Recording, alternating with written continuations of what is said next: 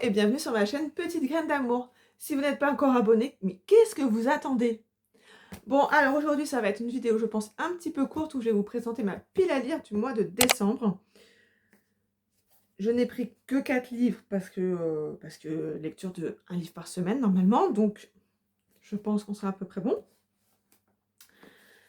Que des livres d'occasion d'ailleurs. Celui-là, il n'y a plus l'étiquette, donc je ne saurais vous dire. Mais c'est Lucinda Riley, La chambre aux papillons. C'est le dernier livre physique que j'ai. Il me semble que j'en ai un sur ma liseuse encore. Pas sûr. Ou alors je l'ai mis dans la wishlist peut-être. Donc comme d'habitude avec Lucinda Riley, on va être sur une histoire passé-présent. Et là, a priori, c'est dans le Suffolk. Je ne sais pas si je le prononce correctement. En 1943.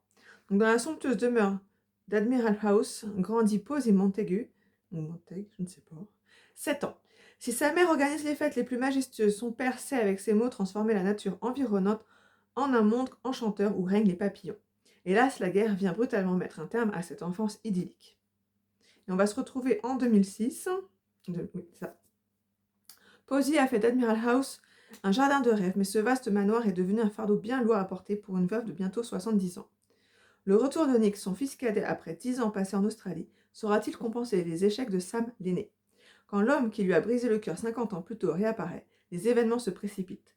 La vieille dame va découvrir qu'Admiral House a encore bien des secrets à lui révéler. Donc je pense comme d'habitude avec Lucinda Riley, on va aussi parler d'une histoire d'amour. Des choses qui ne sont pas forcément bien passées. C'est toujours à peu près le même schéma, mais j'avoue que j'aime toujours autant. Certaines histoires plus que d'autres, mais voilà, moi j'aime beaucoup. Et ça fait... Alors, attendez. Oui, toujours à la fin, on a un passage par rapport aux 7 sœurs. Donc l'histoire en elle-même, 480 pages.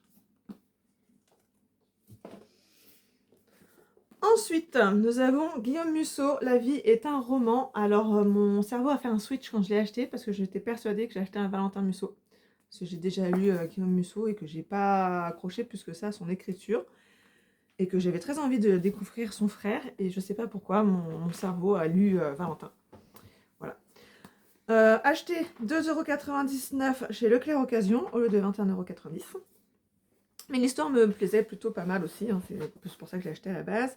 Donc, un jour d'avril, ma fille de 3 ans, Carrie, a disparu alors que nous jouions tous les deux à cache-cache dans mon appartement de Brooklyn. Ainsi débute le récit de Flora Conway, romancière renommée à la discrétion légendaire. La disparition de Carrie n'a aucune explication. La porte et les fenêtres dans l'appartement étaient closes, les caméras de ce vieil immeuble new-yorkais ne montrent pas d'intrusion. L'enquête de police n'a rien donné. Au même moment, de l'autre côté de l'Atlantique, un écrivain au cœur broyé se terre dans une maison délabrée. Lui seul détient la clé du mystère, et Flora va le débusquer. Voilà, je trouve ça pas mal. Une disparition dans un huis clos. Pourquoi pas. Ensuite, nous avons Éric Chacour, Ce que je sais de toi. J'en ai vraiment beaucoup entendu parler. Du coup, quand je l'ai vu en occasion à 2,99 € chez Leclerc Occasion au lieu de 22 €, je l'ai pris. J'avoue que je n'ai même pas vu ce qui était écrit derrière. Le Caire, année 1980. La vie bien rangée de Tarek est devenue un carcan. Jeune médecin ayant repris le cabinet médical de son père, il partage son existence entre un métier prenant et le quotidien familial où se côtoie une discrète femme aimante, une matriarche autoritaire follement éprise de la France, une sœur confidente et la domestique gardienne des secrets familiaux. L'ouverture par Tarek d'un dispensaire dans le quartier défavorisé du Mokatam est une bouffée d'oxygène, une reconnexion nécessaire au sens de son travail. Jusqu'au jour où une surprenante amitié naît entre lui et un habitant du lieu, Ali, qu'il va prendre sous son aile.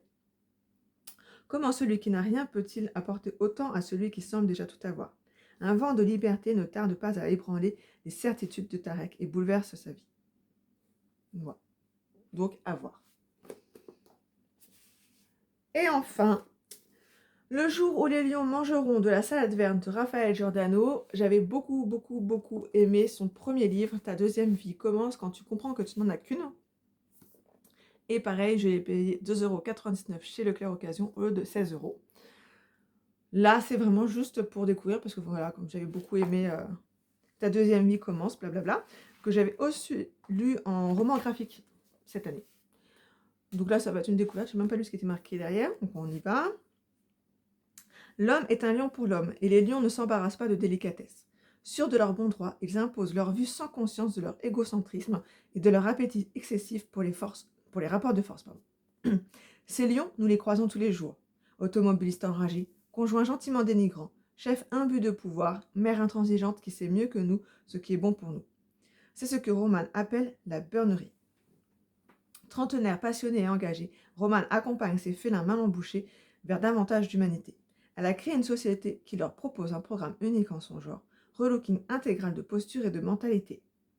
Parmi ces nouveaux participants figurent de beaux spécimens, surtout un, Maximilien Vogue, célèbre homme d'affaires, PDG d'un grand groupe de cosmétiques, charismatique en diable, mais horripilant archétype de burnerie. Saura-t-elle le faire évoluer pour qu'il exprime autrement sa puissance intérieure, avec plus de justesse et de respect pour autrui? Une évidence, elle va avoir du fil à retordre. Voilà donc pour mes 4 lectures prévues pour le mois de décembre. Comme d'habitude, dites-moi en commentaire si vous les avez lues, quels ont été vos avis et si vous avez des recommandations à me faire. Belle lecture!